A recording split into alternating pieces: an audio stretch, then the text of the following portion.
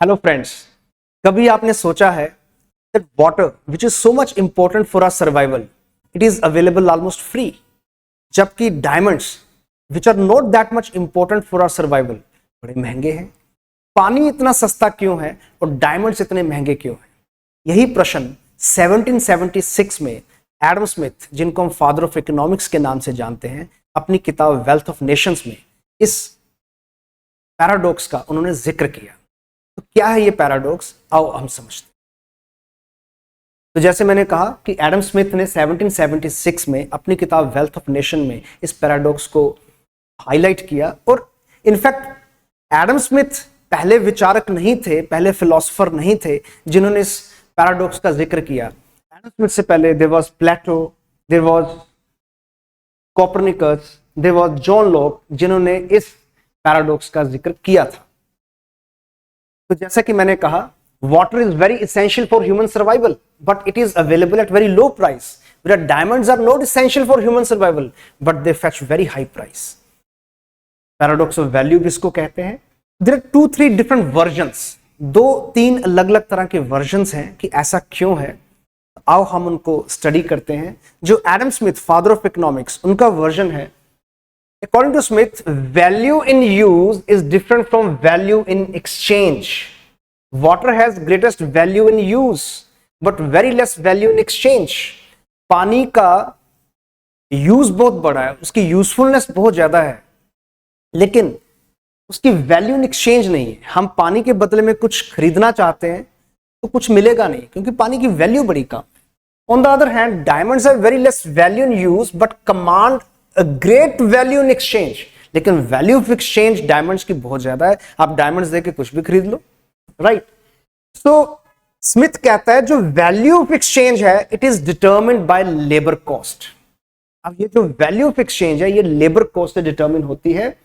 ये स्मिथ की जो वेल्थ ऑफ नेशन है उसमें से कुछ एक लाइन मैंने उठाई है। The real price of everything, what everything really cost to the man who wants to acquire it, is the toil and trouble of acquiring it. Now here lies the gist. Smith argued that diamonds are expensive because they are more difficult to bring in the market. अब ये जो toil and trouble की बात की, या बाद में difficult to bring in the market, यहां पे लेबर कॉस्ट का कॉन्सेप्ट है। स्मिथ कहता है कि डायमंड्स को हम माइनिंग करते हैं, जमीन के नीचे से निकालते हैं, तो उसमें बहुत ज्यादा मेहनत इन्वॉल्व होती है और उसकी एक लेबर कॉस्ट है। Because diamonds are very expensive to be mined. Diamonds को उनकी difficult to bring in the market. Diamonds को मार्केट में लाना ही इतना मुश्किल है। That is the reason कि डायमंड की जो वैल्यू इन एक्सचेंज है, it is greater than value in use. और स्मिथ ने एक इंपॉर्टेंट बात यहां पे कही, जिसके बाद में स्मिथ का क्रिटिसिज्म भी हुआ कि जो diamonds, there is no relationship between price and utility. Price और यूटिलिटी में कोई भी संबंध, कोई भी रिलेशनशिप नहीं है, राइट। इसके बाद मार्जिनलिस्ट आए। मार्जिनलिस्ट को हम बेसिकली नियो क्लासिकल इकोनॉमिस्ट भी कहते हैं, राइट। उसमें 2-3 नाम बड़े प्रोमिनेंट हैं, विलियम स्टैनले, जेवंस, कार्ल मेंगर और लेवन वॉल्डर्स। और इन तीनों ने ये जो पैराडॉक्स था, वाटर डायमंड पैराडॉक्स का, इसका आंसर ऑलमोस्ट साइमल्टेनियसली दिया, एक ही टाइम के आसपास, ज्यादा कोई डिफरेंट टाइम डायमेंशन नहीं थी। In this paradox at the same time, according to marginalist, price of everything is determined by marginal utility. Smith ने क्या कहा पीछे?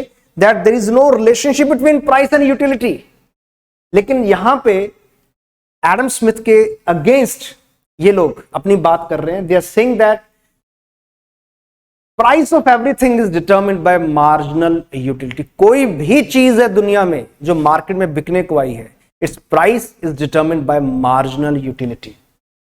Diamonds are low in supply. No just try to understand. Diamonds are low in supply, hence the usefulness of one additional diamond is greater, causing higher marginal utility of diamond, right?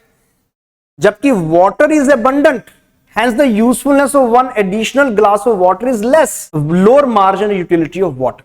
Now here lies the gist. पानी कि पानी abundance में है, तो हमें जब प्यास लगी हमने एक गिलास पानी पी लिया, लेकिन दूसरे गिलास की जो मार्जिनल यूटिलिटी है वो हमारे लिए कम है, क्योंकि हमें पता है कि पानी पड़ा है, प्यास लगेगी फिर पी लेंगे।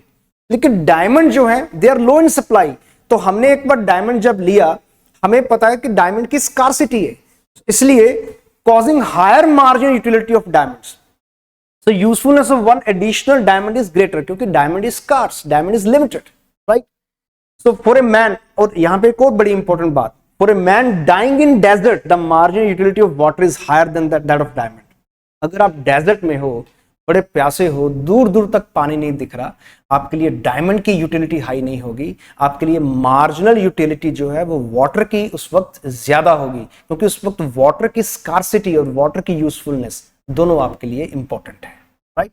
यूजफुलनेस भी वाटर की बहुत ज्यादा है और वाटर की स्कार्सिटी भी डेजर्ट पे है। ये सर्वाइवल का क्वेश्चन आ गया, राइट? तीसरा जो कॉन्सेप्ट है वाटर डायमंड पैराडॉक्स का, इट इज डिमांड इलास्टिसिटी से हम इसको समझ सकते हैं, क्योंकि वाटर की जो डायमंड्स हैं, डायमंड्स की जो सप्लाई है इन इलास्टिक है, डिमांड इन इलास्टिक है, इसलिए डायमंड का जो इक्विलिब्रियम है it is at very high price. आप देखो तो OQ और OP, तो बड़े हाई प्राइस पे डायमंड का इक्विलिब्रियम है, that is what diamonds fetch high price, जबकि supply of water is very elastic. So demand and supply water की इलास्टिक है, और इसलिए जो इक्विलिब्रियम है it is at low price, right? So this is another version of diamond water paradox. So this is all, मिलते हैं अगले किसी टॉपिक में। Thank you very much.